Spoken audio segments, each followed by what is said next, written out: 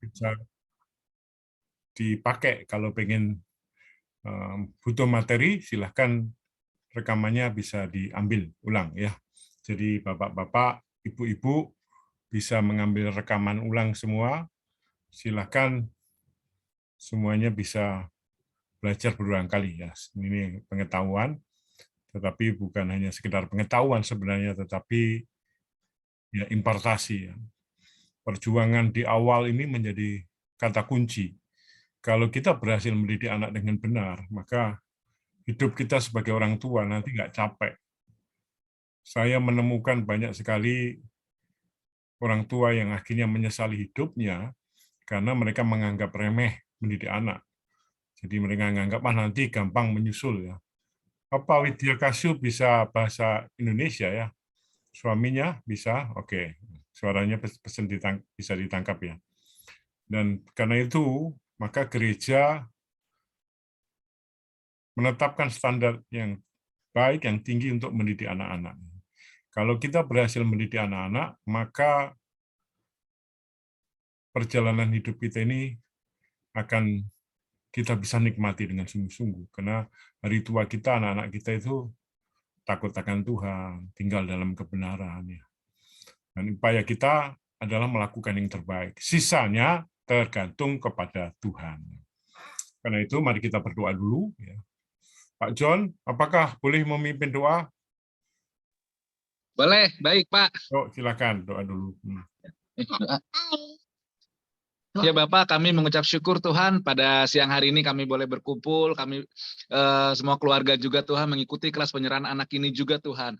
Engkau yang memimpin setiap pikiran dan hati kami juga Tuhan, supaya firman-Mu menjadi rema dalam hidup kami, di dalam keluarga setiap kami ya Bapak. Terima kasih Tuhan, kami serahkan semuanya ke dalam tangan-Mu. Dalam nama Tuhan Yesus Kristus, kami berdoa dan mengucap syukur. Haleluya. Amin. Amin. Terima kasih Pak John. Jadi pertama-tama saya menyapa setiap keluarga yang datang, keluarga yang luar biasa, keluarga yang punya keinginan untuk mendidik anak-anaknya di jalan Tuhan, dan ini adalah sesuatu yang membahagiakan. Ya, gereja cukup lama tidak melakukan prosesi atau acara penyerahan anak, dan hari ini kita ada 2 kali pertemuan, hari ini dan minggu depan.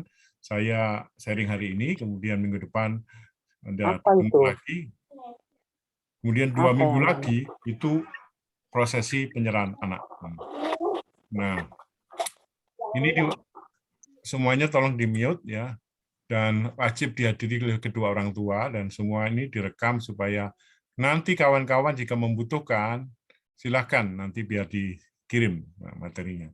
Wajib diikutin suami istri, karena problem yang terbesar adalah, salah satu di antaranya adalah kesepakatan. Jadi banyak sekali apa yang dibangun oleh suami diruntuhkan sama istri. Apa yang dibangun sebaliknya juga demikian. Ketika istri punya niat yang baik, suaminya kadang-kadang sama-sama baik niatnya, tapi jalannya yang suka salah, sehingga anak itu menjadi kebingungan. Dan nanti ketika anak kita sedang bertumbuh, kadang-kadang kita banyak melakukan kesalahan-kesalahan. Karena itu kita perlu belajar dari orang yang sudah punya anak lebih besar, ya, yang sudah menjalankan, tentu tidak sempurna. Kita bukan hanya belajar dari kebaikan, tapi dari kegagalan-kegagalan yang ada. Yati, bolehkah dibuka ini kameranya?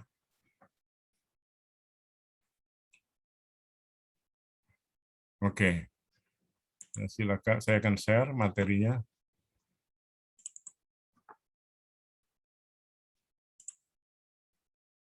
Jadi, hari ini Minggu,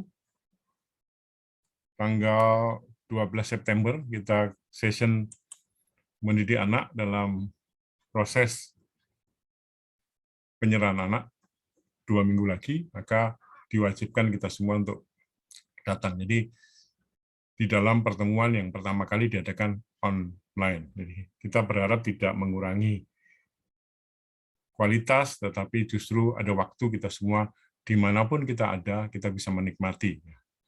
Salam untuk setiap kita, ya, keluarga yang luar biasa. Nah, visi dalam mendidik anak. Tentu pertama kali saya bertanya kepada setiap Bapak Ibu, Apakah pengharapan Bapak dan Ibu terhadap anaknya?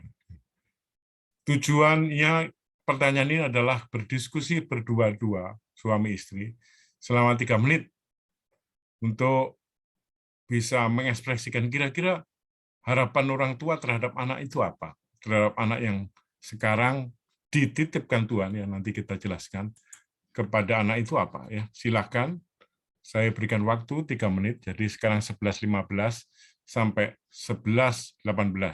Suami istri berdiskusi, apa pengharapan Bapak dan Ibu terhadap anak-anak. Mulai dari sekarang ya.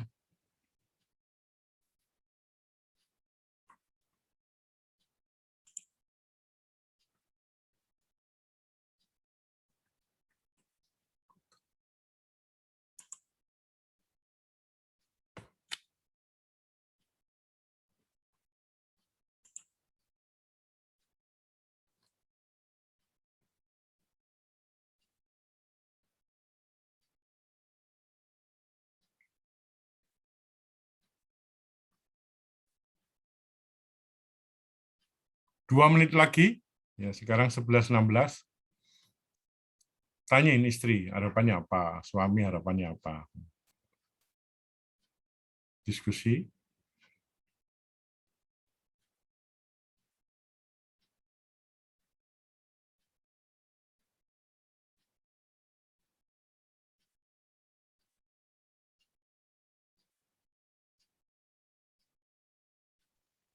Kalau nggak punya suami. Kalau nggak punya suami, nggak apa-apa. Harapan pribadi saja. Sendiri. Itu namanya single parent. Nanti Tuhan akan memberikan anugerah, memberi kekuatan Bu Yati mendapatkan pertolongan ya. Dan suaminya dalam tanda petik adalah Kristus sendiri kepalanya. Nggak apa-apa, sendiri saja.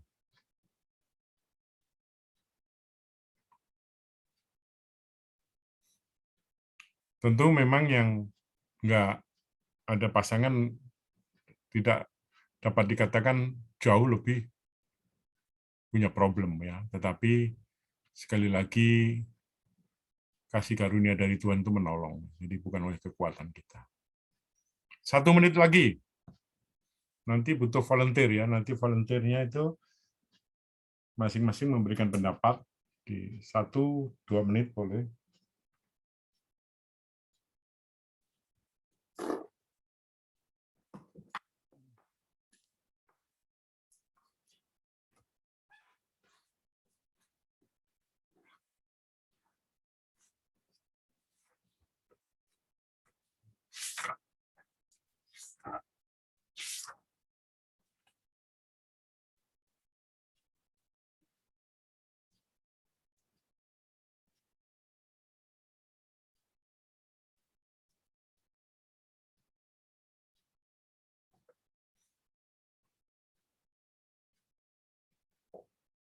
Oke, 30 detik lagi.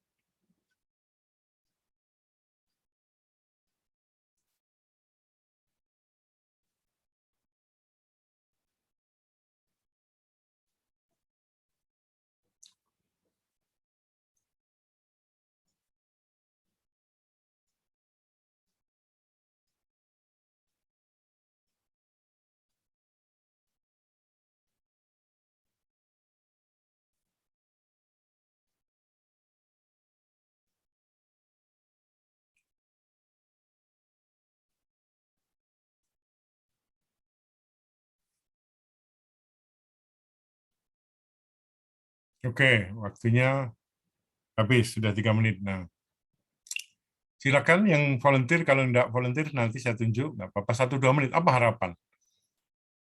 3 detik, 30 detik juga nggak apa-apa, 15 detik juga nggak apa-apa. Ya. Silakan, mungkin dari yang sudah siap. Robert Family, silakan apa harapannya?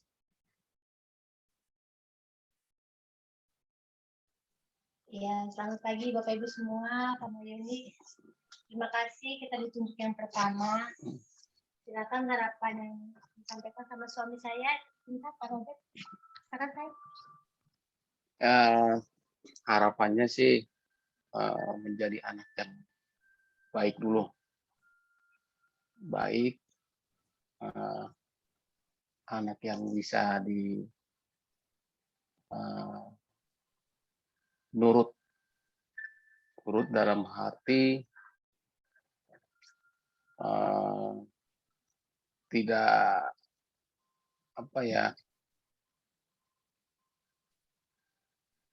tidak suka marah, Intinya takut akan Tuhan. ya yang paling utama sih takut akan Tuhan intinya. Oke. Jadi ada 3 harapan ya. Takut akan Tuhan, kemudian anaknya jadi baik, dan anak yang menurut, tidak suka marah. Ya. Terima kasih. Ya. Ya. 1 lagi, 2 lagi, 3 lagi juga boleh. Keluarga JC, silakan. Masih di mute. Ini keluarga yang membimbing banyak keluarga juga ini.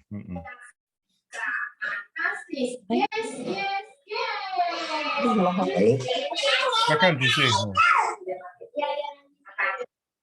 Ya, aku sama istri sih harapannya buat anak kami adalah ya yang sudah pasti sih mereka kelak menjadi pribadi yang utamanya adalah takut Tuhan, gitu ya.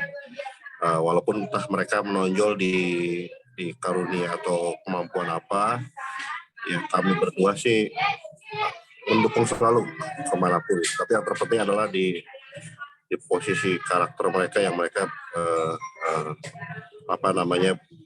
berkarakter benar dan terutama takut Tuhan. Itu sih ya, Pak.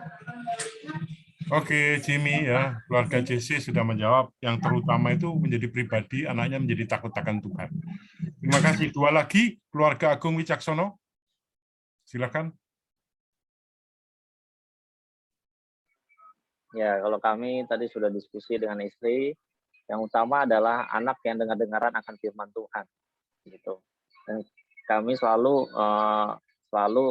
menanamkan buat anak-anak kami adalah yang utama adalah Allah, kedaulatan yang utama adalah Allah. Jadi kita ini termasuk papi, mami, ya kan? Dan kamu itu bukan ciptaan papi, mami, tapi itu ciptaan Allah, gitu. Jadi yang terutama yang harus dihormati adalah Allah, gitu.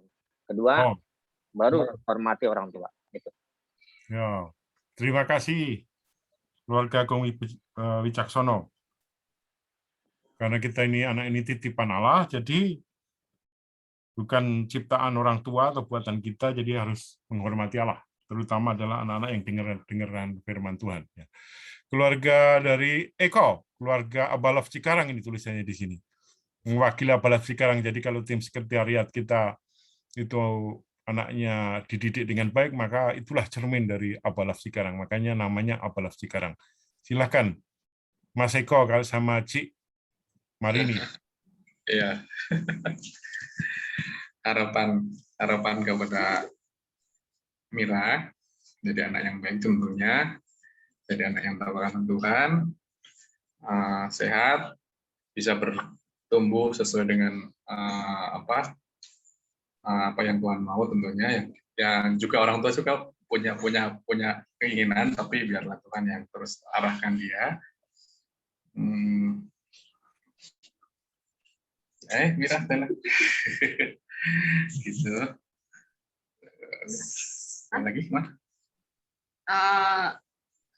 Supaya Mira jadi anak yang sehat ya, sehat terus boleh menemukan panggilan Tuhan ya, panggilan Tuhan dalam hidupnya sendiri dan potensinya. Sama yang terakhir dia boleh mengalami keajaiban-keajaiban Tuhan ya. Itu harapan kami, Kak. Makanya dia dikasih nama Miracle. Karena dia juga lahir dengan cara yang ajaib, dan ya supaya dia juga sepanjang hidupnya dia mengalami keajaiban-keajaiban Tuhan. Itu, Pak. Wow, namanya Miracle ya. Maka miracle still happen. Percayaan dari papa dan orang tuanya, mamanya, miracle boleh terjadi.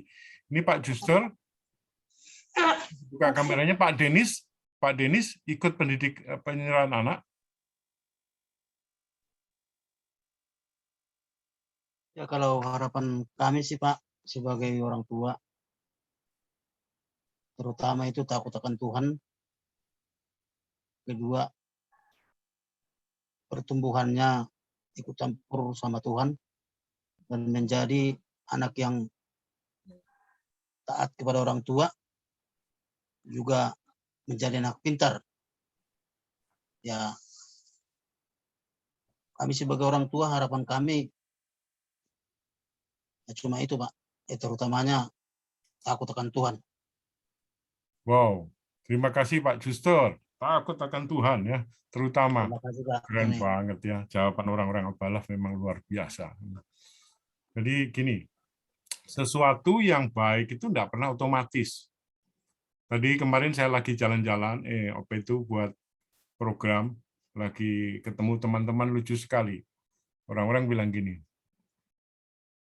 kamu disuruh lakukan ini, nggak mau. Disuruh bekerja, nggak mau. Disuruh baca, nggak mau. Terus kamu pengen terus selalu berkata gini, semua indah pada waktunya. Seorang itu bilang gini, itu namanya keong racun. Ketawa.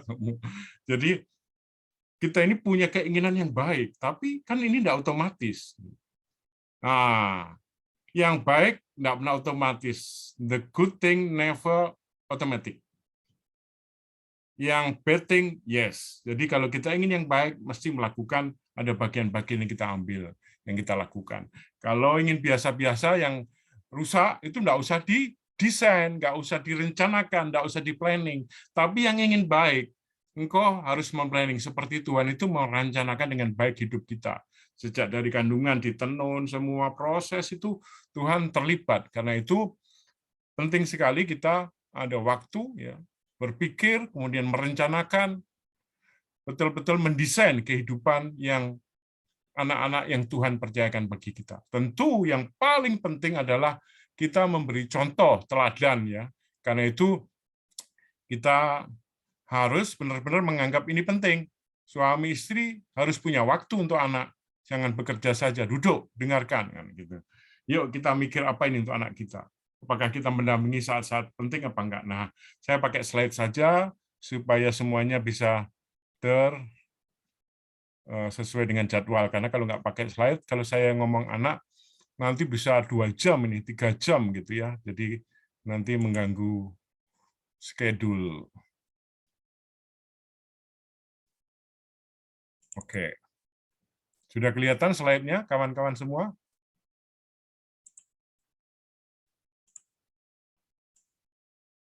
Nah, perhatikan semuanya. Suara saya juga jelas ditangkapkah, kawan-kawan? Jelas, Pak. Jelas. Terima kasih ya. Kita lanjutkan.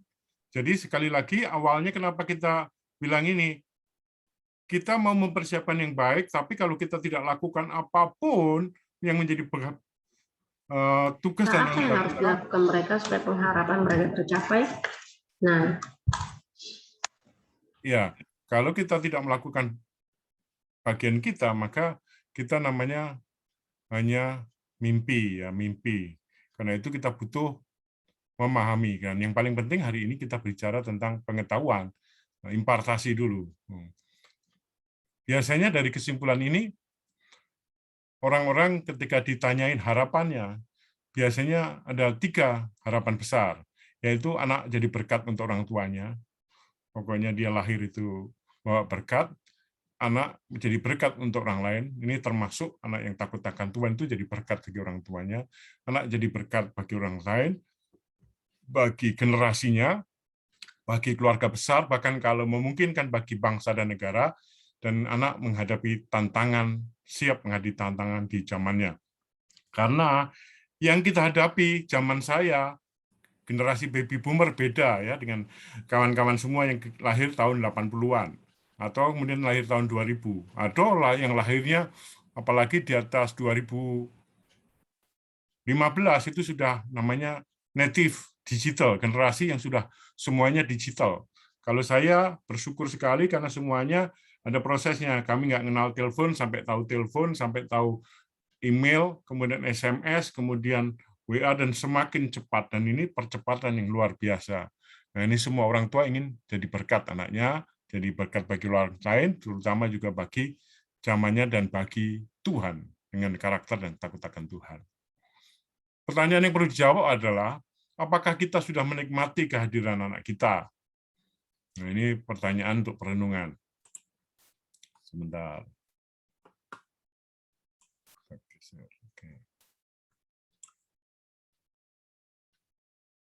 Pertanyaan yang perlu dijawab adalah, apakah kita sudah menikmati kehadiran anak kita? Jadi merasa jadi berkat ini, dapat berkat ini. Nah, yang mendoakan lama, atau yang nggak sengaja mungkin, maunya KB, terus kemudian punya anak, terus akhirnya atau anaknya banyak menjadi beban, atau kita merasakan kehadiran sebagai berkat.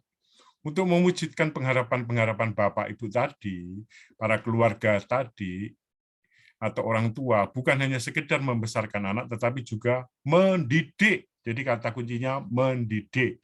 Jadi nggak bisa alamiah. Apa yang saya terima dari orang tua, nggak bisa saya praktekkan langsung kepada anak-anak saya. Tetapi demikian juga anak-anak saya melihat saya mendidik, perlu penyesuaian, perlu adjustment, perlu belajar. Tentu konteksnya berbeda-beda. Bagaimana, tetapi prinsipnya tetap sama, yaitu dididik. Caranya bisa berbeda. Persoalannya adalah, apakah kita sudah tahu? Jadi berbicara knowledge, karena kita tidak mungkin mengeluarkan apa yang kita tidak tahu. Jadi, semua input yang kita terima, itulah yang akan kita keluarkan. Karena itu hati-hati memilih input. Karena itu cara mendidik anak yang benar harus kita miliki dengan tepat. Kunci supaya orang tua atau supaya berhasil dalam mendidik anak adalah orang tua harus memiliki hati yang mau belajar terus-menerus. Bagaimana mendidik anak dengan benar sesuai dengan perkembangan usianya. Jadi ini, terus-menerus belajar sampai anak itu nanti seperti sama dengan kita, melakukan yang sama, bahkan lebih bijaksana, lebih baik dari orang tuanya, lebih baik dari kita. Karena dulu kita dididik dengan cara yang orang tua atau nenek atau generasi bapak ibu kita, sekarang kita dididik dengan mendidik anak kita dengan lebih baik. Kita lebih baik dari orang tua kita. Anak-anak kita mesti lebih baik dari kita. Contoh cara mendidik anak usia 2 tahun beda dengan cara mendidik anak usia 5 tahun. Beda lagi dengan anak-anak usia 12 tahun. Jadi kalau anak-anak masih usia 2 tahun, dengan otoritas yang Tuhan berikan, ya kita tidak bisa membiarkan anak kita jalan di tepi kolam, diberi pengertian, nak, kolam itu bisa menenggelamkan kamu, dia nggak ngerti. Ya. Tapi anak usia 5 tahun mulai bagaimana kita bermain dengan dia. Umur 12 tahun, kita sudah berusaha untuk menjadi sahabat. Karena begitu anak itu umur 15, 16, dia punya teman-temannya yang jauh lebih menarik. Nah, kita bersaing di situ. Dan saingan kita tambah lagi, media. Media itu didesain dengan biaya yang tinggi supaya menarik perhatian anak-anak kita. Lepas dari kita. Dulu waktu zaman anak saya masih kecil, itu pertarungannya acara-acara TV, acara-acara itu dibuat sangat menarik. Sementara acara Kristen dibuat sekedarnya, biaya seadanya. Akhirnya apa? Ya seringkali kita harus sedih lihat anak-anak kita lebih tertarik kepada media, lebih tertarik kepada HP. Dulu zaman saya masih gampang. Misalnya anak saya SMA baru boleh punya HP. Kan SMA pun setiap malam saya naruh HP-nya di tempat tertentu. Nggak mau saya marah. Cuma kita buat kesepakatan, nak, jam 7 harus tidur tanpa HP. HP-nya ditaruh di tempat tersebut. Tapi itu adalah anak saya yang sekarang udah besar-besar. Nah, anak sekarang bahkan mulai belajar online pun harus pegang gadget. Jadi dunianya sudah berubah. Karena itu pendekatan-pendekatannya bisa berubah. Tetapi caranya harus dibedakan antara anak yang dengan otoritas, kemudian kita dengan penuh kasih, menunjukkan kasih, kemudian menjadikan dia kita sahabat, sampai kepada ketika anak itu sudah usia remaja, dialah yang memutuskan, papa, mamanya menarik enggak ya? Atau dia memilih teman-temannya. Anak-anak pulang sekolah, nggak lagi ngobrol sama kita, buka gadgetnya. Mengeluh ke teman-teman Instagramnya. Mengeluh ke komunitasnya, nggak lagi mengeluh kepada kita. Berdiskusi kepada kita. Ini bahaya sekali. Nah, bagaimana kita lebih kreatif menghadapi ini. Jadi visi dalam mendidik anak, poin yang kedua tadi, introduction atau pengantar, capek tidak mendidik anak kita. Tanpa visi, kita mudah menyerah. Kalau saya suka nulis di kantor saya, di ruangan saya tulis, if your vision terminated by probation, by condition, by situation, maybe it is not original. Kalau visimu itu bukan lahir dari hatimu, oleh tekanan persoalan kau menyerah dan gampang sekali menyerah, maka sebenarnya mungkin visimu itu nggak original. Kita punya visi yang terus bahkan bukan melihat visi, tapi menghidupi visi dan tinggal di dalam visi itu dan menjadi satu dengan visi itu. Nah, itu nggak mudah, tentu butuh proses bagaimana kita habis-habisan mendidik anak tetap dengan koridor firman Tuhan, membuat dia menjadi pribadi yang kuat, membuat dia menjadi pribadi yang tangguh. Tetapi bukan menurut versi kita, harus menurut dengar Tuhan. Visi menimbulkan motivasi, dan motivasi membuat kita tidak mudah putus asa dalam mendidik anak. Sebelum saya pindah Jakarta, saya sering ketemu sama Kak Yerimi Arim, juga istrinya, Ibu Melisya Arim. Mereka punya sekolah namanya Benih Kasih. Istri saya sempat menjadi kepala sekolah di sana. Dalam pertemuan mendidik anak, mereka sudah punya visi yang sangat besar. Dia membuat pernyataan yang saya tidak lupa. Untuk menghasilkan sesuatu yang besar, kata dia, kita harus juga mempersiapkan diri. Karena yang besar mesti dihadirkan dengan betul-betul konsep yang jelas. Yang biasa-biasa saja, ya kita melakukan dengan biasa-biasa saja. Kalau merujuk kepada Rick Warren, dikatakan bahwa orang yang namanya extraordinary success itu hanya kurang dari 3%. Karena mereka punya visi, dituliskan, dipikirkan, dan dihidupi. Kemudian sisanya 20% itu orang cukup sukses, dia punya visi, dipikirin, tapi tidak pernah dituliskan. Lainnya adalah orang yang rata-rata, itu 30%. Dan yang paling menyedihkan, 60% menurut surveinya Rick Warren kalau kita baca, yaitu orangnya nggak punya visi, jadi dia jalanin aja, pokoknya mengalirlah. Kenapa mengalir? Karena kalau nggak mengalir takut gagal maneng. Ya. Sehingga ketakutan itu membuat dia nggak punya visi, dia terjebak. Tapi kalau orang punya visi, dia nggak membiarkan anaknya itu, visi itu diintimidasi oleh apapun. Kita melihat visi. I will be there. Saya akan di sana. Saya akan mencapai itu. Dengan cara yang terhormat. Nah, dalam mencapai visi ada yang disebut dengan nilai. Nilai itu adalah sebuah keyakinan yang kita anggap penting, yang tidak boleh lepas. Kalau istilah di dalam kita KHGC itu ada diajari istilah ini. Never compromise when you want to achieve your goal in your life. Jangan pernah kompromi ketika engkau mencapai nilai-nilai, ingin mencapai tujuan atau goal yang ingin kita capai dalam hidup. Kita mungkin ingin diberkati kaya, tapi ada banyak jebakan, kita menyerah, akhirnya kita korupsi. Atau kita, demikian juga dalam mendidik anak. Banyak kali kita melakukan apa yang disebut dengan praktek penyuapan. Simpel ini contoh ya.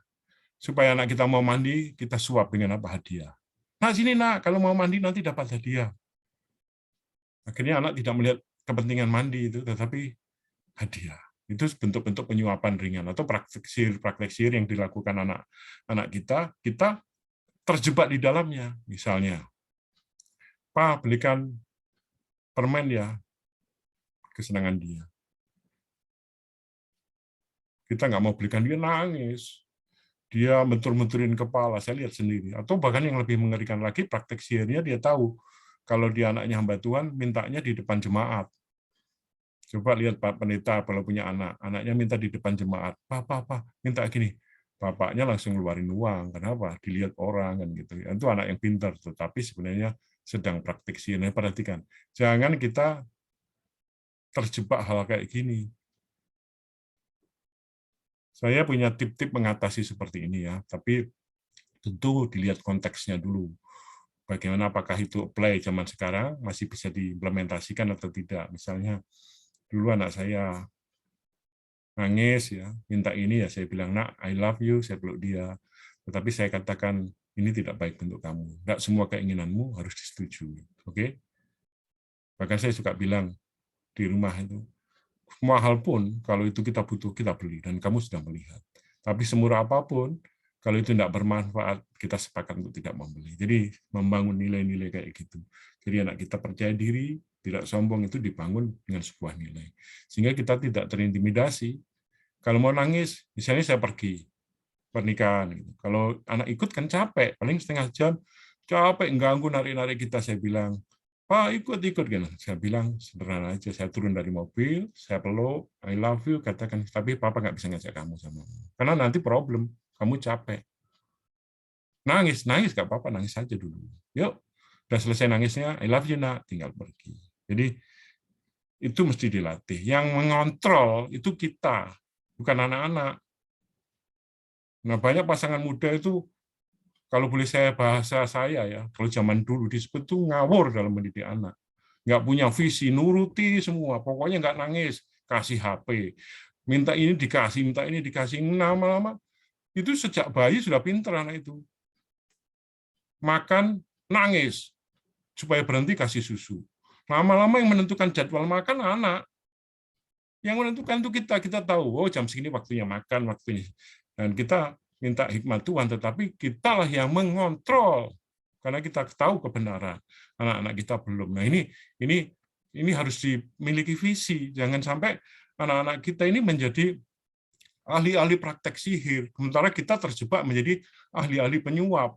Dikit-dikit suap. Nah, pel dong lantainya, nanti Papa hadiahnya. Apa yang membuat anak mau ngepel? Ya, hadiahnya. Dan itu termasuk bentuk suap.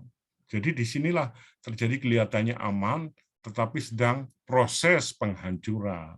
Tetap semangat. Sejauh ini ada yang ditanyakan? Saya cek dulu, apa jangan-jangan semua pergi.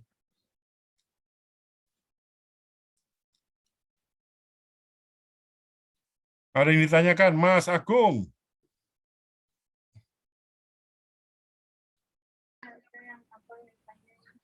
Ya. Belum, Pak. Belum ya. Keluarga Ika? Saya sebut namanya di yang tertulis itu. Keluarga Felix, Meling. Ini lagi perjalanan di mana ini? Apakah mengganggu? Suara saya bisa ditangkap dengan jelas? Bisa Pak. Bisa jelas, Pak. Oh, gitu aja. Oke, jadi putus-putus suaranya, Pak. Oh, putus-putus suaranya ya. Putus-putus. Oke. Makanya kita rekam, nanti saya kirim rekamannya. Nanti kita minta sama Fang ya di rekamannya. Nah, inilah banyak pasangan muda yang terjebak di situ, nggak punya konsep. Nah, ini kita perlu punya konsep dalam mendidik anak. Kita yang mengarahkan. Ya. Jangan sampai terjebak di situ. Kalau nggak ada pertanyaan, saya lanjutkan. Kalau ada, bilang ada. Kalau nggak ada, Pak. Gitu. Ada pertanyaan? Nggak ada, Pak. Lanjut, Pak. Lanjut. Oke. Belum ada, Pak. Kalau orang Indonesia ditanya, selalu jawabnya, diem aja. Maksudnya apa? Kan misalnya, kalau kita ke luar negeri ditanya, do you like coffee? Thank you. Thank you itu apa ya? Thank you itu terima kasih. Mestinya, no. I don't. Thank you. Atau yes, I want no sugar please. Thank you. Gitu. Jadi kalau ada pertanyaan, ya Pak, saya ada. Oh, tidak ada Pak. Bukan. Diam saja kan gitu.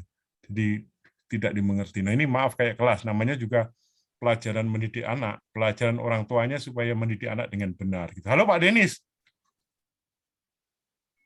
Salam, Pak Wahyoni, sorry, baru tadi naik kendaraan, bawa kendaraan, jadi baru sampai rumah. Ya Pak Denis mau penyerahan anak siapa Pak? Oh gitu, kita anak-anak rohani banyak Pak. Pak Denis minggu depan ya? Iya Pak, belajar dulu kita Pak sama Pak Wahyoni. Ya, no problem Pak, siap. Tapi saya cari tadi siapa Pak Denis itu? Apa ada jiwa baru yang mau menyerahkan anak? Oke, jadi paham ya, Jadi jangan sampai kita terjebak, kita tidak punya konsep. Visi itu membuat kita punya konsep. Sehingga ketika anak kita mencoba praktek sihir, minta yang gini-gini dengan senjata tangis, senjata merusak, bahkan mintanya di depan orang-orang, itu semua pinter anak-anak itu. Manipulator aslinya. Karena apa? Benih dosa, ketika dia punya benih kebenaran, tapi benih dosa juga disiramkan di situ. Kelihatannya kita nganggap ini sepele, tapi inilah yang terjadi. Banyak keluarga saya lihat betul-betul, dan kalau dibiarkan, saya melihat sendiri, anaknya orang yang terhormat itu kalau minta apa-apa, kepalanya itu dibenturkan loh.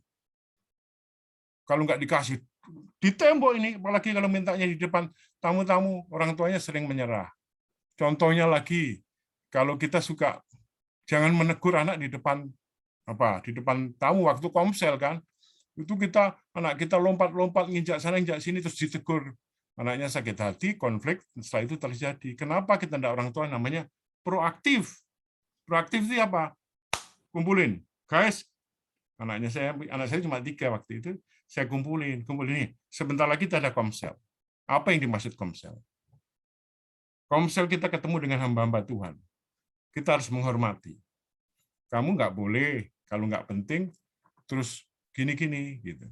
Lompat sana, lompat sini, please hargai tamunya papa. Bukan kalian nggak berharga. Kita beli makanan, beli kue, ya mereka kita kasih. Mereka harus tetap dinyatakan berharga, tapi menghormati orang itu penting. Kemudian kalau mereka masih nakal, jangan ditegur di depan tamu, biarin aja. Ketika semua selesai, kemudian kita panggil mereka. Papa hari ini masih little bit upset lah, sedikit. Kenapa briefing kita nggak dikerjakan ya? Kamu kurang gini. Menurut kamu gimana, Papa? Kurang apa? Nah, kita terbuka, mereka terbuka. Oh iya, Pak. Lain kali saya usul gini gimana? Nah, jadilah kesepakatan. Begitu seperti itu anak-anak Ciamik Soro ya. Jadi mereka bisa. Nah, ini penting, jangan karena anak-anak itu begitu berharga terus kita justru merusaknya dengan cara yang kita pikir benar. Nah, kira-kira poinnya seperti itu. Saya lanjutkan, kalau ada pertanyaan silakan, bisa angkat tangan, bisa juga kasih reaction ya.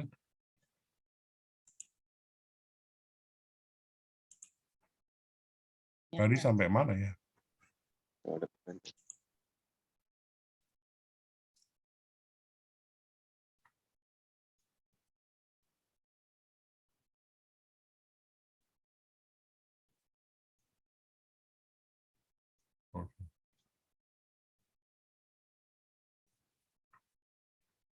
Jadi itulah kekuatan visi. Sehingga kita semua itu di dalam hidup yang sekali diupayakan betul-betul pengen anak-anak kita ini jadi sesuatu yang berkarakter, yang lebih baik dari kita, tetapi jangan pernah lupa, kita ini adalah living example, contoh hidup. Kalau kita minta anak kita berdoa, ya kita tidak pernah berdoa, ya agak susah. Kalau minta anak kita mengampuni, tapi sukanya kita marah-marah, menendam. Atau kita minta anak kita jujur, kalau ada tamu kita bilang, kasih tahu ya papa lagi pergi. Rusaklah itu semua. Karena anak melihat, my dad, my mom, hypocrite, they are hypocrite, munafik. Nah, karena itu prinsipnya ini penting, bahwa kita memiliki visi dan kita hidup di dalam visi itu, jangan kita memberi teladan yang buruk. Tingkah laku kita semuanya itu berbicara lebih keras dibandingkan apa yang kita katakan. Jadi khotbah-khotbah kepada anak itu karena dia tahu kita tiap hari mesti ditunjukkan dalam kehidupan. Mazmur 127 ayat 3 berkata, sesungguhnya anak laki-laki adalah milik pusaka daripada Tuhan dan buah kandungan adalah suatu upah. Ya, anak laki-laki yang dimaksud di sini tentu sama dengan perempuan ya. Laki-laki dan perempuan itu berbeda jenis kelamin tetapi memiliki peran yang berbeda-beda, tetapi kedudukannya sebenarnya sama di dalam Tuhan sebagai anak-anak yang dikasihi Tuhan, yang menjadi tanggung jawab orang tuanya. Jadi apa yang kita implementasinya? Kesadaran bahwa anak itu pusaka dari Tuhan. Artinya apa? Pusaka adalah warisan yang tak ternilai harganya, perlu dijaga, dipelihara dengan baik. Kalau di Jawa namanya di keraton ya, pusaka peninggalan. Jadi ini berharga. Tidak dirusak, tidak dikacaukan dengan contoh hidup yang salah, dengan nilai-nilai yang salah, dengan praktek-praktek yang salah. Mungkin visinya, komitmennya sudah benar, caranya saja yang salah seringkali gitu. Saya melihat banyak orang tua sudah mencintai anak, mau melakukan apa saja untuk anak, tapi caranya yang salah. Kita bersyukur ya kita bisa belajar mendidik anak dan kita bisa berdiskusi. Kemudian diumpamakan selain pusaka, dia adalah anak panah. Mazmur 127 ayat 4 mengatakan, seperti anak-anak panah di tangan pahlawan, demikianlah anak-anak pada masa mudanya. Anak-anak jelas ya, setiap yang dipercayakan bagi kita, engkau punya tanggung jawab, engkau tidak boleh membuat dia sakit hati, membuat dia diperlakukan tidak adil, belajarlah untuk memberi hal yang benar, tetapi juga memberi contoh juga. Tetapi ini bisa terjadi kalau diri kita, orang tua adalah sesungguhnya kesadaran bahwa kita ini pahlawan. Orang tua adalah pahlawan, Bapak Ibu. You are a hero. Nasib anak panah tergantung kepada pahlawan. Jika pahlawan yang malas membentuk dan menajamkan anak panah itu tidak siap diluncurkan. Jadi anak panahnya harus dipertajam. Kemudian orang tuanya juga harus berlatih, capek ya, menarik busur. Mempersiapkan semuanya supaya tepat sasaran. Ingat, harmatia arti dosa. Ketika kita tidak tepat sasaran, bergeser dari sasaran. Orang tua harus rema dulu bahwa ia adalah pahlawan. Ingat kisahnya siapa? Gideon. Ketika bangsa Israel dikejar-kejar Midian, setiap panen diambil, dia lari ke kebun kemengirikan anggur, sembunyi, ketakutan, orang muda. Terus malaikat Tuhan muncul dan bilang, "Hai, engkau pahlawan yang gagah berani." Dia bingung. Ini ngomong apa sih orang ini, malaikat ini? Saya? Siapa di sini nggak ada pahlawan saya? Walah Pak, saya ini musuh datang lari terkencing-kencing, semua nggak punya apa-apa, nggak punya keberanian, dibilang pahlawan. Nah itu, tapi itu sebuah pesan profetik. Bapak Ibu itu pahlawan. Anak-anak Bapak Ibu adalah anak panah yang Bapak Ibu bertanggung jawab untuk meluncurkan kesasaran yang Tuhan kehendaki. Betapa banyak anak yang nggak jadi diluncurkan, atau diluncurkan kesasaran yang salah, membuat hati Bapak sangat sedih. Karena itu Bapak Ibu butuh pewahyuan setiap saat. Kita harus berani mengambil tanggung jawab untuk menjadi tugas seorang pahlawan. Pahlawan di keluarga, di pria, terutama pria-prianya, menjadi pahlawan yang berani untuk mengambil tanggung jawab. Ketika di rumah ada ketidakberesan, ada sesuatu yang anak-anak bertanya, gimana bisa dilakukan? Ingat, kita ini pahlawan. Pahlawan bekerja bukan karena gaji, pahlawan bekerja bukan hanya disebut dengan tugas saya selesai, pahlawan bekerja bukan karena ditepuk tangani, karena melihat ada satu kebutuhan yang besar, harus ada orang yang berani mengambil tanggung jawab. Bapak Ibu adalah pahlawan. Efesus 6 ayat 4 berkata, dan kamu bapak-bapak, bukan ibu-ibu, bukan suster-suster, bukan pembantu atau mertua, tetapi ditegaskan bapak-bapak. Janganlah bangkitkan amarah di dalam anak-anakmu, tetapi didiklah mereka di dalam ajaran dan nasihat Tuhan.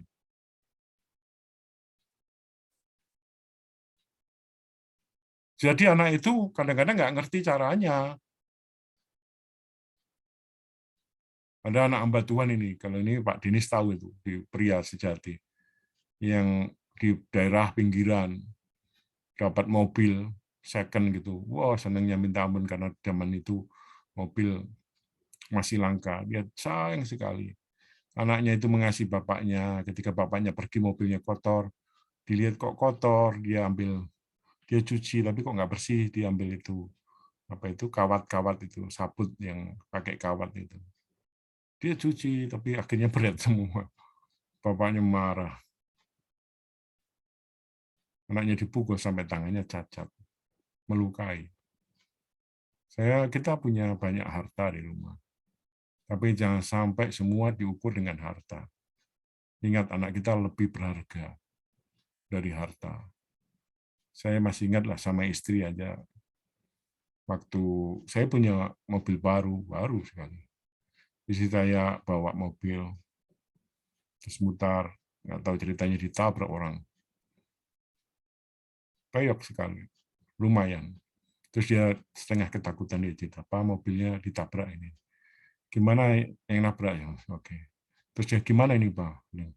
"Alah, mobil tabrak ya diservis. Kamu harganya berapa? Kamu jauh lebih berharga dari mobil itu." Nah, itu momen. Ya. Demikian juga sama anak. Akhirnya istri saya mengerti apa yang disebut dihargai, diterima, dikasihi. Dan itu bukan hanya sekedar basa-basi, memang kita harus bertanggung jawab terhadap harta, tetapi ingat, istri, anak-anak kita itu lebih berharga. Jadi jangan sampai harta mendikte kita. Terlalu banyak kisah sedih karena anak-anak di masa bapaknya harus datang, di masa kesulitan, ketika dia sedang dibully temannya, ketika dia sedang nggak bisa dalam stres bapaknya atau nggak hadir. Atau di masa bahagia, ketika dia lomba, juara, pidato, dia ingin mendapat penghargaan dari orang yang paling mengasihi dia, tapi nggak pernah kata terima kasih. Oh, luar biasa, dan itu benar-benar nggak melukai anak. Jadi, saya cerita ini menyaksikan bahwa mendidik anak tidak diserahkan kepada istri. Bapak-bapak, makanya tadi saya bilang mana bapak-bapak, mana ibu-ibu. Nah, tadi tidak berarti terus ibu-ibu tidak punya tanggung jawab, bukan. Bapaknya punya visi yang jelas terhadap mendidik anak, ibunya harus menjaga visi itu. Nah, visi dihasilkan bersama-sama ya. Tapi ibu itu nggak boleh merusak. Misalnya saya suka bilang, "Nak, di keluarga ini kebohongan nggak boleh tinggal." Mungkin berat, tapi kita belajar jujur. Kalaupun paling berat, nggak usah ngomong. Diam, Tuhan beri kekuatan untuk ngomong jujur. Ketika kita sedang ke kantor, ada kejadian misalnya, hal-hal yang mamanya lihat, terus mamanya bilang gini sama anaknya. Misalnya ya kayak zaman dulu ini, yang kisah nyata deh saya sebut. Saya nggak mau kita makan mie instan anak-anak seminggu tiap hari, apalagi seminggu 3 kali juga nggak boleh. Kalau pas ya seminggu sekali lah. Gitu. Sedang pengennya anak saya, terus dia bilang sama istri saya, "Ma, boleh nggak bikin mie instan setengah merajuk dengan ngalem?" Istri saya bisa mengambil sikap 2 hal. "Yuk, Mama juga lapar, nggak usah bilang-bilang sama Papa, nanti ya kita sepakat, oke?" Kan antara suami, istri, dan anak harus ada rahasia. Maka pemberontakan sedang terjadi. Tapi kalau istri itu sadar, ini visi kita harus punya anak yang nggak gampang atau tidak ada kebohongan. Dia bilang, "Nak, Mama juga pengen." Tapi ingat, kita ini kan punya pemimpin, dan kita sepakat menghormati, sekalipun dia nggak ada lagi di kantor. Tapi Papa nggak bisa, Mama nggak bisa berbohong. Yuk kita tahan ya, cari yang lain, lalu lakukan. Wah, itu akan membuat respek dari sang pria, respek juga dari anak. Nah, inilah tugas wanita. Namanya disebut penolong. Menolong suaminya. Tahu, oh gaji suaminya berapa, tahu mana. Sehingga anak-anak diajak bersama-sama, "Yuk, Papa hari ini lagi ada ini loh, presentasi. Kita berdoa yuk. Itu menguatkan, mendukung, menolong. Anak-anak sepakat. Nah itu, jadi 1, 2, 3, bapak-bapak yang sudah ikut Pria Sejati. Implementasinya ya seperti itu. Berani untuk mengambil tanggung jawab. Kalau ada kegagalan, yuk evaluasi bareng, duduk bareng. Pria yang mengambil tanggung jawab. Jadi anak saya suka melatih apa saja, bahasa Inggris, matematika, apa ya, yuk sini.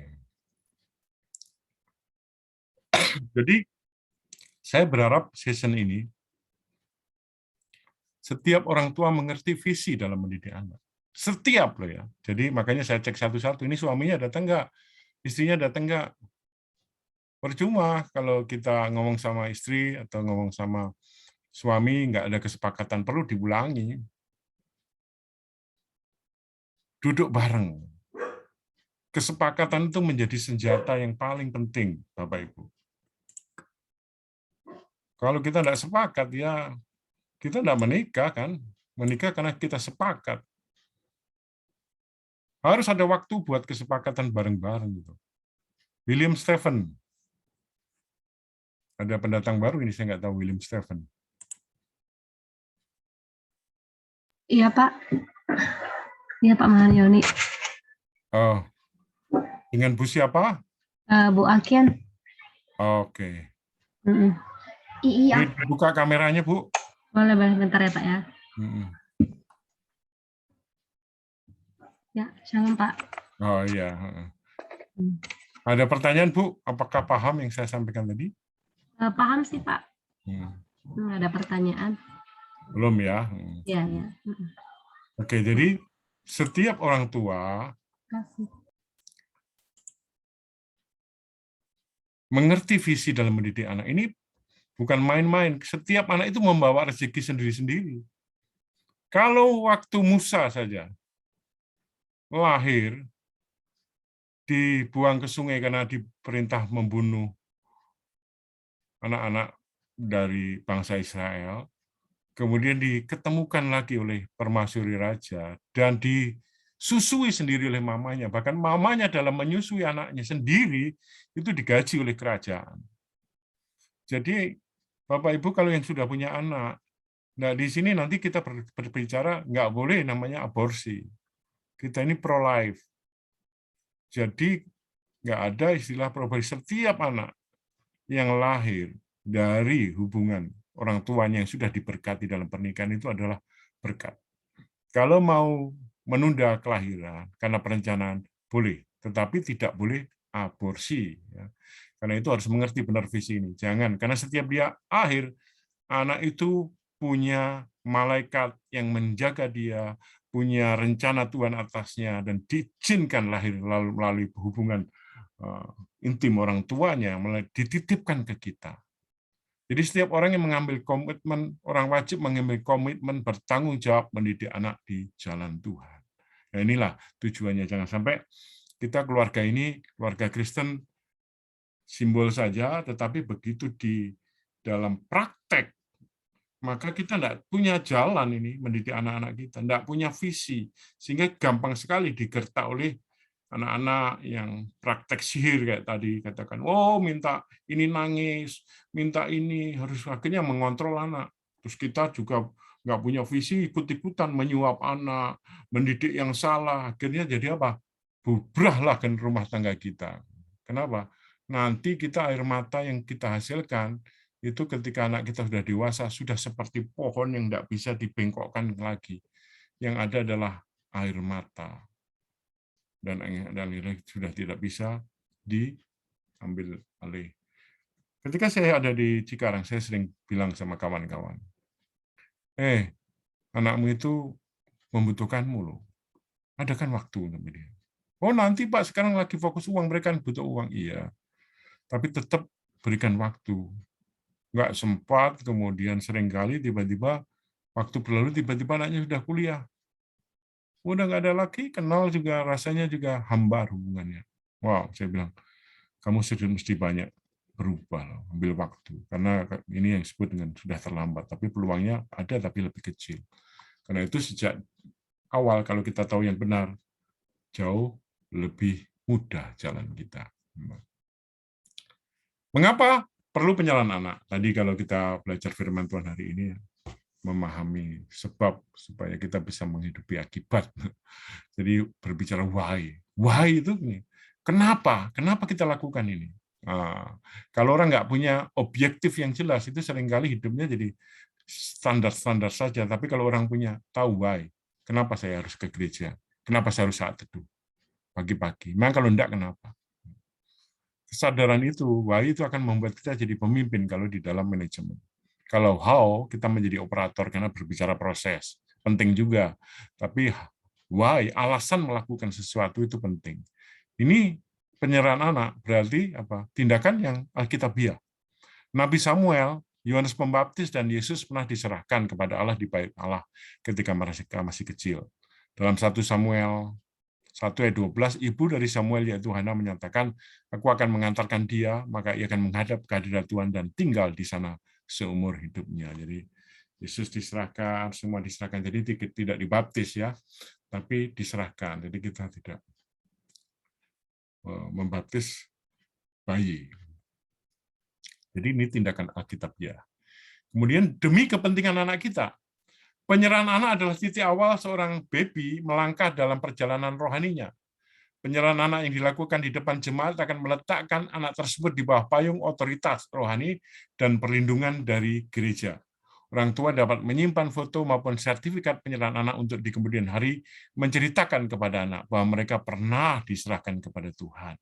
Ini menjadi sebuah batu peringatan atau monumen untuk anak-anak hidup tekun di dalam kehendak Tuhan. Jadi dijadikan cerita ketika berkumpul, nak, kamu pada waktu usia 6 tahun atau 2 tahun diserahkan kepada Tuhan. Ceritanya seperti ini. Wah, sehingga mereka sadar bahwa aku ini sebenarnya milik Tuhan yang dipercayakan kepada Bapak dan Ibu jasmani kita.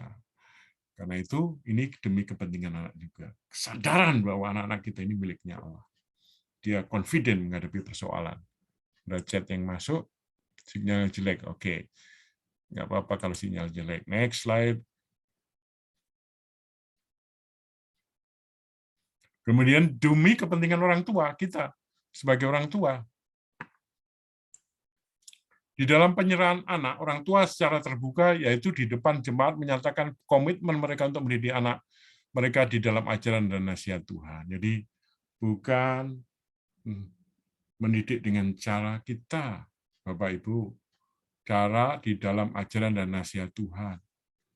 Ini survei yang menyedihkan ya, bahwa banyak anaknya hamba Tuhan itu juga mengalami kepahitan. Karena lebih mementingkan pelayanan, lebih mementingkan hal-hal yang dianggap sebagai identitas. Kalau ada apa-apa, anak suka diintimidasi dengan cara gini. Kamu jangan bikin malu papamu dong. Itu melukai. Saya melayani sejak saya umur bertobat ke kuliah. Ketika saya punya anak, saya pun belajar. Satu kali pun tidak pernah bilang, jangan bikin malu papa. Enggak.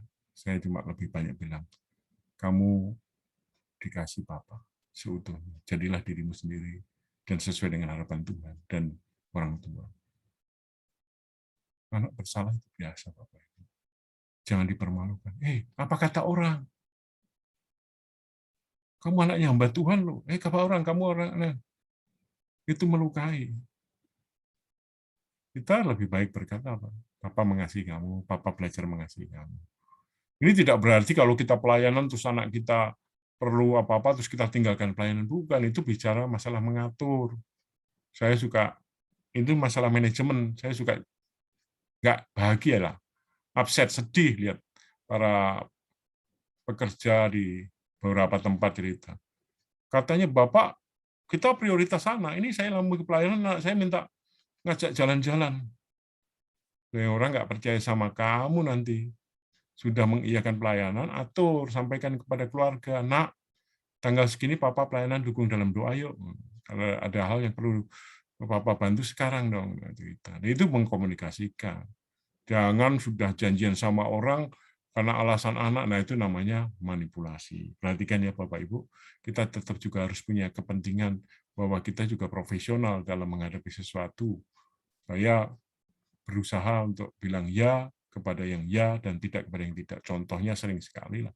Saya ngajari misalnya, saya sering bicara di berbagai gereja, kemudian saya dijadwal di komunitas tertentu yang ya saya kenal baik lah, saya bisa batalkan kapan saja kalau istilah orang. Tapi saya mengatakan ya, saya menghormati mereka. Pada hari yang sama, berapa hari kemudian saya diminta di jam itu untuk melayani di tempat yang semua jauh lebih baik. Dijemput di sini, saya bilang, maaf saya sudah lebih dahulu mengiyakan pelayanan di sana. Jadi mohon maaf ya Pak. Dan say no, saya bilang dalam bahasa Inggrisnya, say no to the first temptation. Udah selesai. Jadi nggak usah dipikirin lagi, fokus apa yang jadi komitmen kita. Lain kali dia planning dengan baik. Nah ini kepentingan seperti ini penting sekali. Bukan kepentingan anak saja, kepentingan gereja, tetapi juga kepentingan orang tua.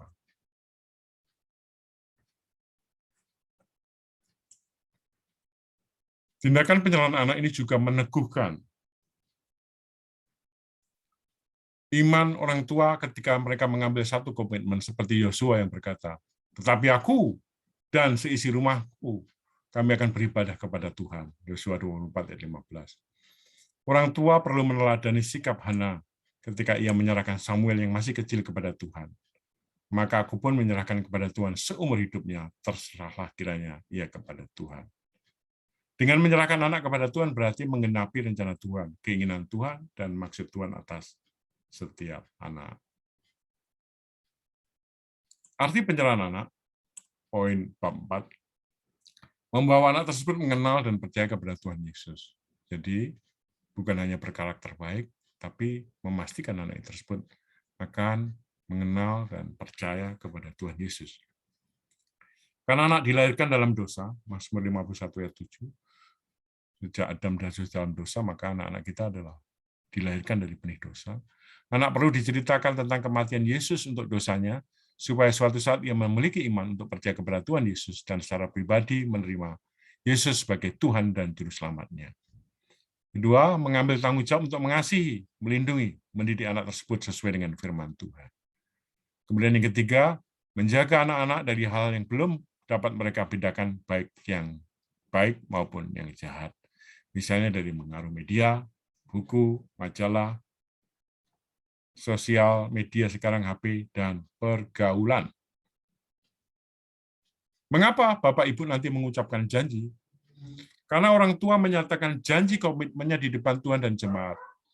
Tuhan akan memberikan anugerahnya kepada orang tua untuk melakukan komitmen tersebut.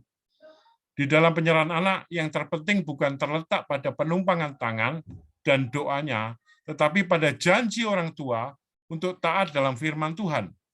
Hal yang sama terjadi dengan pemberkatan nikah, di mana mempelai pria dan wanita mengucapkan janji nikah, mereka yang memberi kekuatan untuk mereka tetap tunduk pada firman Tuhan sekalipun terjadi konflik pada kesulitan masing-masing. Jadi ini tidak mudah Bapak Ibu, tetapi janji di depan jemaat akan memberi kekuatan kepada Bapak Ibu untuk mampu mendidik anak-anak di jalan Tuhan. Janji itu deklarasi. Janji itu keberanian mengambil tanggung jawab karena sudah berjanji. Ya katakan ya, tidak katakan tidak. Apalagi berjanji di depan jemaat dan di depan Tuhan, melibatkan Tuhan sebagai saksinya kayak dalam pernikahan itu. Karena itu gak mulus, persoalan ada, no problem kita hadapi karena kita punya visi dan memegang janji. Ada beberapa pertanyaan di dalam penyerahan anak. Apakah anak usia 12 tahun masih perlu diserahkan kepada Tuhan? Sebenarnya nggak perlu ya. Silahkan, tetapi kalau ada ingin, 12 tahun belum pernah, karena supaya dia punya sertifikat, apa itu nggak ada masalah. Tetapi sebenarnya tidak perlu. Seharusnya ia diinjili, dan setelah percaya pada Yesus bisa dibaptis. Kemudian secara umum penyerahan anak berlaku anak yang sampai umur 6-8 tahun. karena secara mental ia belum dapat mengambil keputusan untuk dibaptis.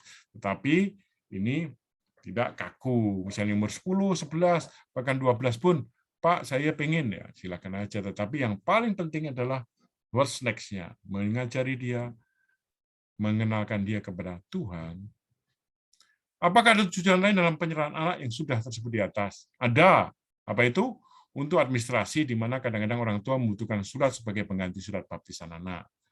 Karena Balaf, ya gereja kita, gereja Yesus Kristus Tuhan tidak melakukan baptisan bayi. Surat tersebut kadang diperlukan untuk pendaftaran siswa sekolah Kristen tertentu, yaitu administratif saja. Tidak menyelamatkan, tapi berguna kalau orang itu membutuhkan. Jika salah satu orang tua belum kenal Tuhan, atau yang tadi ada pertanyaan dari Bu Yati, single parent, apakah anak tersebut boleh diserahkan kepada Tuhan? Tetap boleh. Karena 1 Korintus 7 ayat 14 mengatakan, karena suami yang tidak beriman itu dikuduskan oleh istrinya, dan istrinya yang tidak beriman itu dikuduskan oleh suaminya. Andai kata tidak demikian, niscaya anak-anakmu adalah anak cemar, tetapi sekarang mereka adalah anak-anak kudus. Artinya apa? Sebenarnya ini bicara tidak ada anak haram. Yang haram adalah perbuatan orang tuanya, karena belum diikat dalam pernikahan. Apakah anak itu berdosa? Iya. Yang pernikahan yang diberkati Tuhan juga mengalirkan benih dosa. Tapi anak itu tidak menghendaki dirinya, tidak bisa memilih lahir pada siapa, orang tua seperti siapa. Dia tidak bisa milih. Anak-anak adalah anak-anak yang harus dididik, kita kasih. Sebagaimana Tuhan mengasihi dia. Saya stop dulu sampai di sini. Kita punya waktu 15 menit sampai setengah jam kalau mau bertanya. Boleh bertanya apa saja.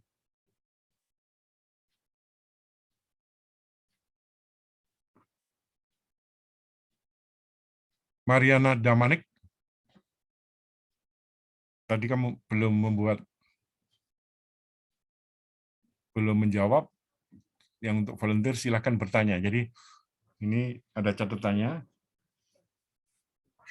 Tadi pembukaan doa Pak John, kemudian Robert Family, kemudian Jesse, keluarga Agung Wijaksono, Eko dan Fang Fang, Pak Juster. Nah, yang lain belum. Silakan. Pendapat 1-2 statement, apa yang didapatkan? Felix dan Melings. Saya ingin mendengar ini pembina, pemimpin GK kita, juga BPN, keluarga-keluarga yang mau menikah, ada banyak pembimbing BPN di sini ya. Ada Felix, ada Jesse, itu Seni sama Jimmy ya. Ada lagi saya belum apa. Silakan Pak Felix dan Meling, silakan. Ya, Meling coba. Kalau saya tadi diingetin lagi Pak, maksudnya ya kita tidak boleh dikondisikan sama anak gitu. Jadi bukan anak yang jadwalin kita, itu juga jadi ini terus ya, masih kami kerjakan terus gitu. Karena kan pengalaman yang pertama sudah lewat, tapi anak yang kedua ketiga juga masih terus berlanjut gitu. Terus jadi kita dapetin juga soal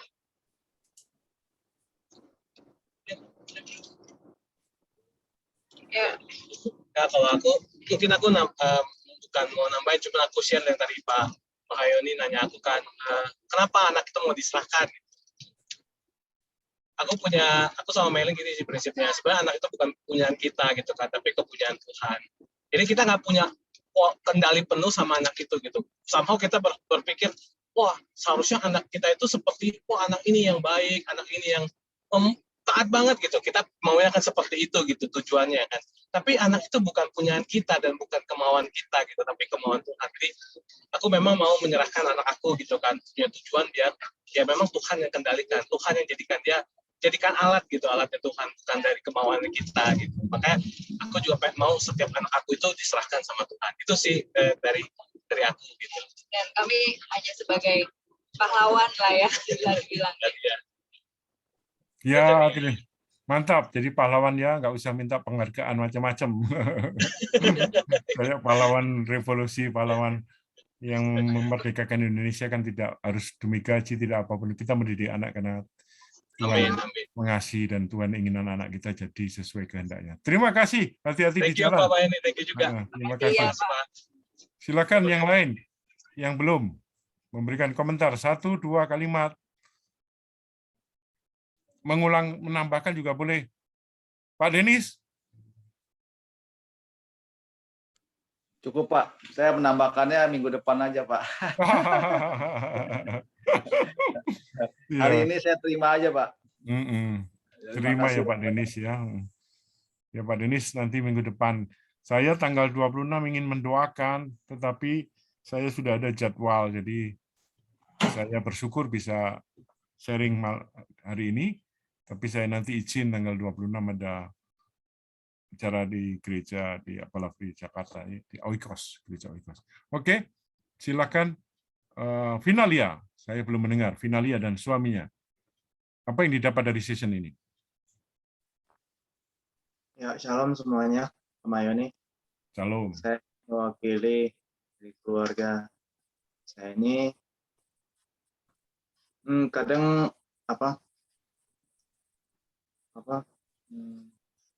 yang saya dapat kadang ya saya juga kurang sepakat ya, kurang ada kesepakatan sama istri sih mendidik anak. Kadang terjadi konflik juga. Jadi mendidik anak itu yang tadi dijelaskan Pak Mayoni itu sangat bagus sekali sih untuk keluarga kami ini, dan kami mau selalu buat kesepakatan untuk mendidik anak kami lebih taat lagi. Itu aja sih Pak. Oke, terima kasih ya. Jadi kesepakatan, jangan bertengkar di depan anak. Iya, kadang kami juga pernah sering cekcok mulut itu di depan anak itu. Jadi karyanya kurang tepat itu. Gitu. Ya, jadi kalau misalnya suami atau istri menegur, kita belum cocok, nggak usah bertengkar dulu. Biar selesaikan dulu, kemudian kita bicara. Oh, kayaknya cara menegurmu tadi usulan saya gitu. Kita juga harus hati-hati, jangan menyakitin hati pasangan kita ya. Jadi kita butuh kesepakatan. Jadi kalau kita kelihatan istri kita kok terlalu keras mendidik anak, kita diam dulu. Ya. Kita dengerin, kita perhatikan, habis itu nanti kita bicara. Bicaranya pun dengan lembut ya, jangan sampai kita marah-marah. Ya. Demikian juga kalau suami melakukan tindakan disiplin kepada anak-anak kita, kita jangan membela anak kita, terus akhirnya kita sendiri bertengkar. Ya. Ada pendatang baru, Yoga Sastra. Boleh menunjukkan diri. Hai Pak. Ini sebagai apa Yoga Sastra? Kamu mau menyerahkan anak?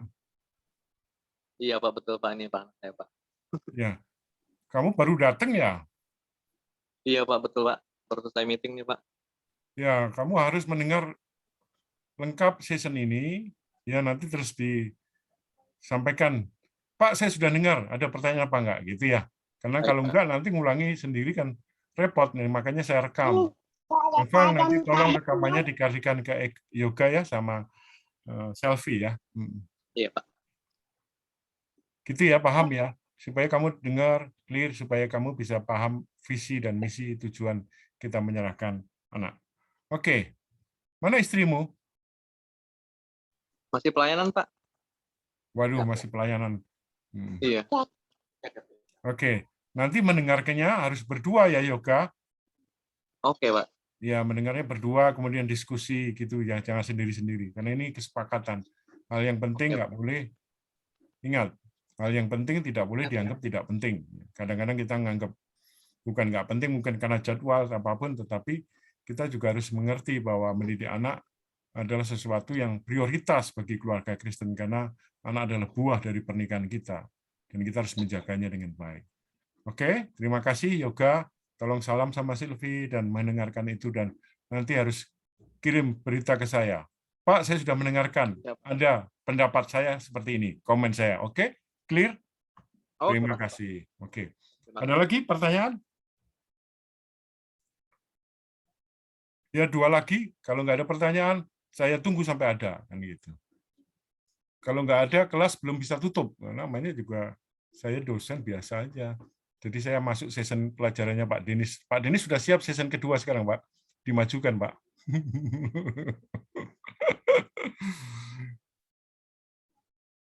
Keluarga Ike yang dari Delta Mas, ya.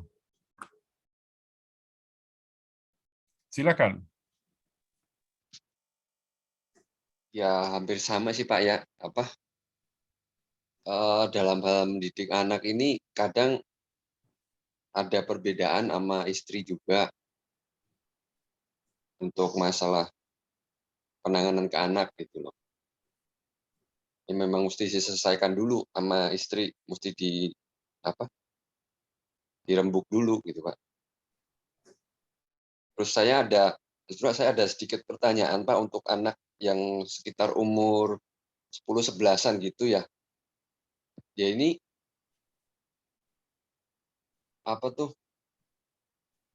suka menyendiri gitu loh Pak. Suka menyendiri dan bisa berbohong untuk misalnya untuk main game. Nah dia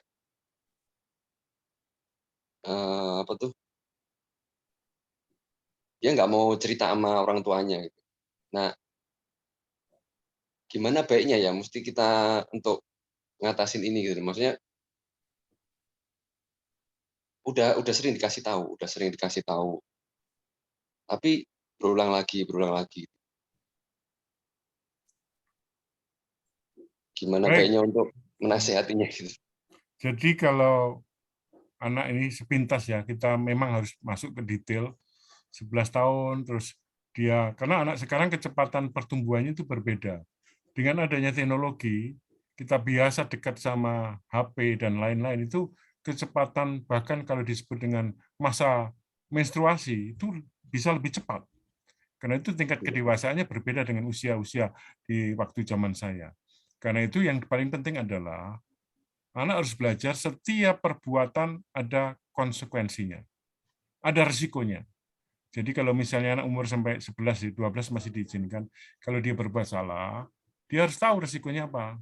Nah, risikonya itu berbeda-beda. Makin tinggi, makin dia masih kecil, bisa sesuatu yang menyakitkan, misalnya dipukul pantatnya. Tapi tidak boleh membuat dia luka. Ya hanya sakit aja, hanya panas saja.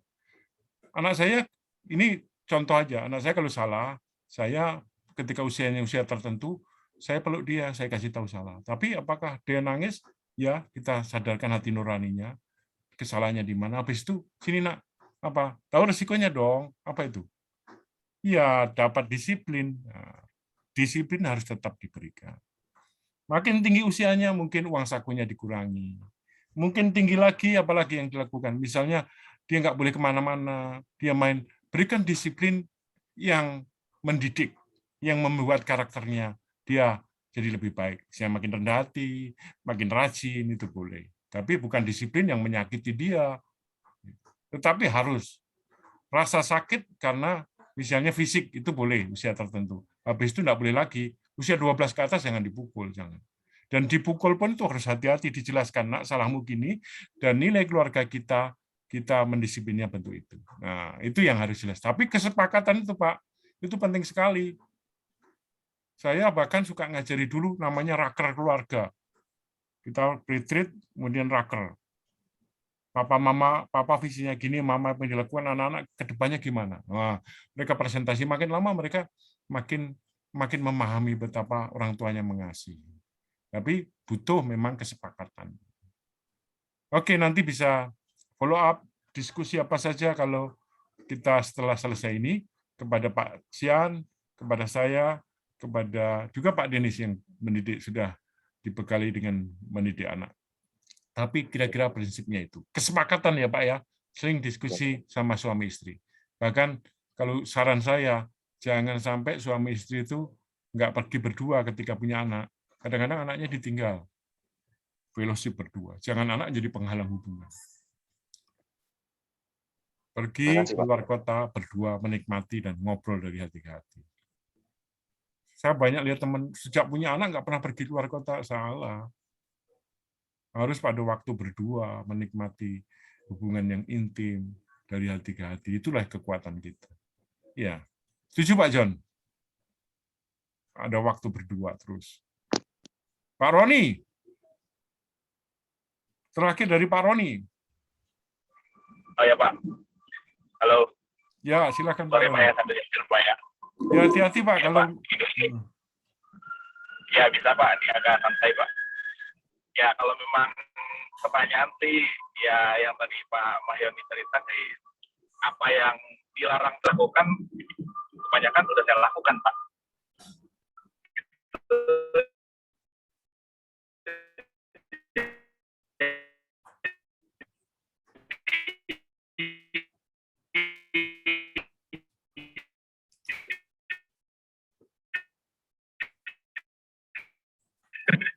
Apa misalkan menyuap, ya wah rasanya ini udah salah, suasananya hambat. Terus habis itu juga, ini buat yang anak pertama Pak ya. Halo. Ya. Bener nggak sih? Halo. Halo. Oh ya. Terus habis itu juga yang kayak misalkan yang tadi benar nih, kebetulan kasusnya sama juga sih. Kalau gini kan, kalau masalah makan Indomie kan si mamanya yang lumayan keras. Kalau saya kan kadang-kadang pas anak lagi kepengen nggak tega, kita diam-diam ngajarin anak berbohong. Ayo kita diam-diam, yuk kita makan tapi jangan bilang mama ya. Ya jadi kalau udah terlanjur bagaimana ya Pak ya? Maksudnya mau balik lagi strik ke awal atau memang ada caranya lagi untuk ya bisa nggak kayak begitu itu. Thank you Pak Roni, hati-hati di jalan. Jadi kalau sudah terlanjur, nggak ada masalah.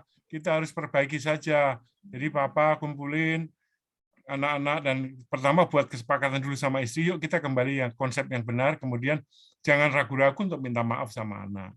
Kita ini tidak sempurna. Jadi ngomong, nak, Papa minta maaf ya, kemarin gini-gini ya. Sehingga kebiasaan kita seperti itu tuh sangat menyenangkan hati anak, saya pikir. Jadi berani membuka diri sama anak, bahkan kalau bisa nanti anak makin besar tanya, nak, menurut kamu Papa gimana ya? Nak, menurut kamu Mama gimana ya? Nah, itu.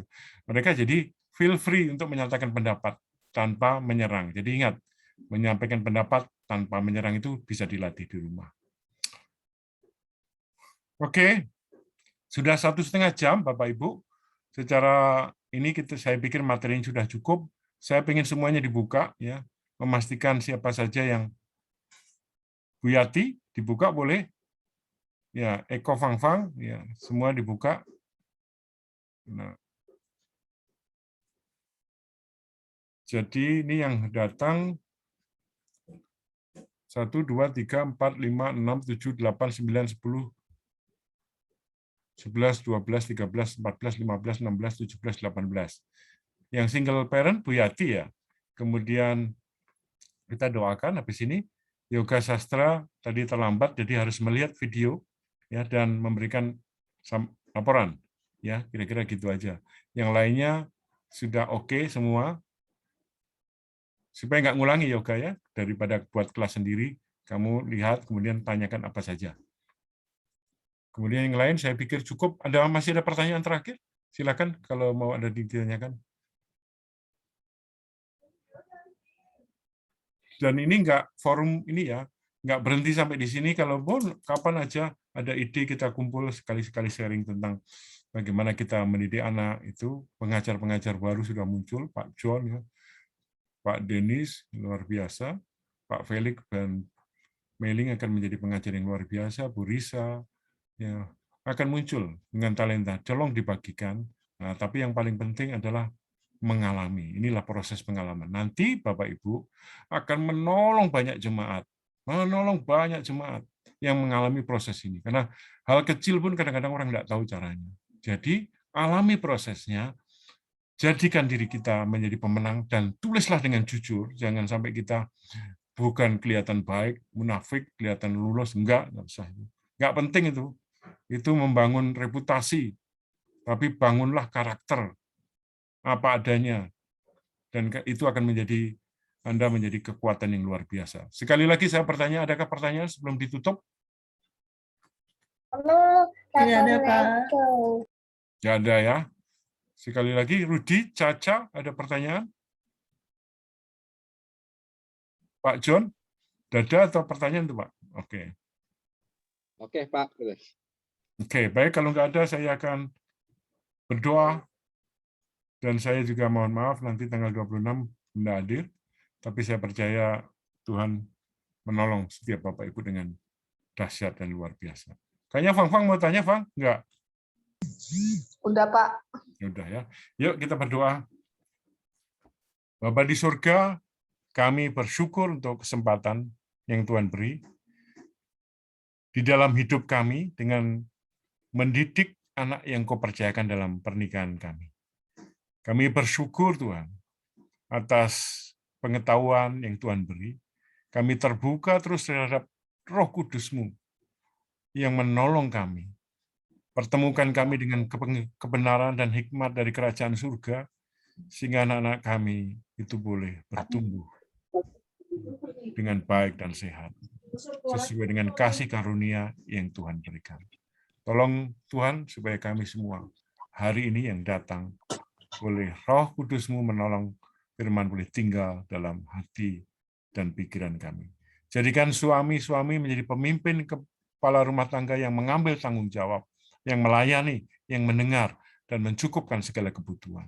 Jadikan istri-istri sebagai penolong yang mendukung visi dari Tuhan yang sudah diserahkan kepada pemimpin, sehingga istri menjaga apa yang sudah pemimpin instruksikan, sehingga anak-anak boleh bertumbuh takut akan Tuhan. Berkati generasi yang lahir, supaya mereka akan menjadi bangsa yang besar lewat mereka. Dalam pernikahan selanjutnya, keturunan anak cucu adalah anak cucu orang benar yang akan memerintah bumi, yang tidak akan berhutang tetapi memberi piutang, yang akan menjadi penolong solusi dan kebanggaan bagi keluarga, gereja, masyarakat, bahkan bagi seluruh bangsa. Bukan pura-pura, tapi yang seutuhnya, yang sejujur-jujurnya. Terima kasih Tuhan, biarlah kami mencapai visi dan harapan kami dengan tidak berkompromi dengan dosa, dengan nilai-nilai yang menghancurkan hidup kami.